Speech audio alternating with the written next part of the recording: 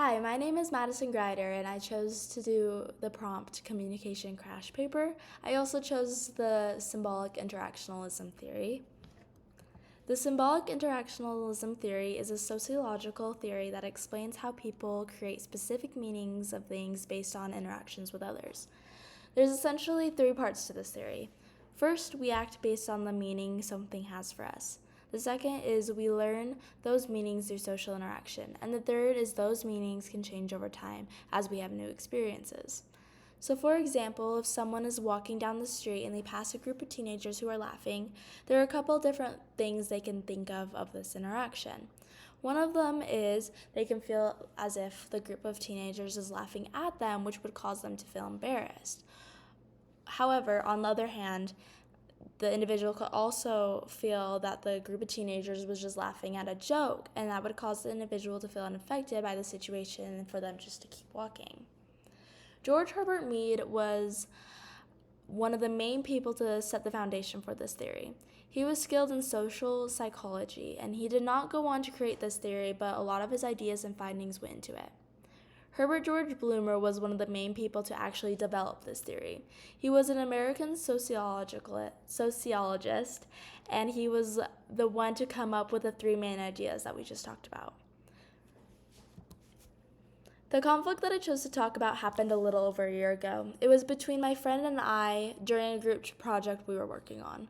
Everyone in the group was pretty stressed about meeting the deadline, so I decided to take initiative by assigning tasks to each group member to make sure we were staying on task.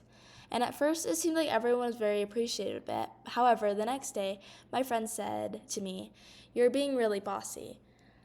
And I was a little taken aback because I thought I was being helpful, but she saw it as I was being controlling.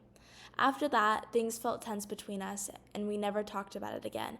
But her words still stuck with me and made me second guess myself in the future situations. The symbolic interactionalism theory tells us that people act based on the meanings they assign to different situations. During the conflict that I had with my friend, she interpreted me taking initiative to be controlling.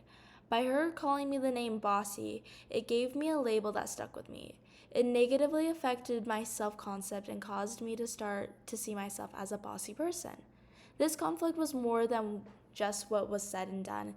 It was more so about how our words and actions were interpreted through this interaction. Looking back at this conflict, I think the both of us could have handled it a lot better. I think if the both of us had been more aware of the symbolic interactionalism theory, it would have gone over more smoothly. We were assigning different meanings to the same behavior. I thought I was being helpful, but my friend thought I was being controlling. That misunderstanding is what caused us to develop tension. Another thing that I could have done differently was to check with the group to make sure it was okay before taking charge. Asking something simple like, "Is it okay if we assign different parts of the project to each person?" would have made sure everyone was on the same page. On the other hand, my friend could have told me how she felt without using the negative label like bossy. If she would have said something like, "I feel like I'm not being heard," it would have allowed us to have a better conversation. In conclusion, the symbolic interactionism theory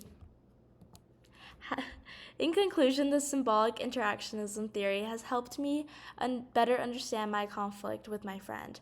I learned that conflict isn't just about what was said or done. It's really about the meanings people attach to those actions and words. This theory showed me how easily language can be misinterpreted, and how those misunderstandings can shape the way we see ourselves and other people. I want to end this with a quote from Carl Thompson. He explains how Herbert Blumer recognized that having a shared meaning isn't permanent and it takes ongoing communication to maintain it.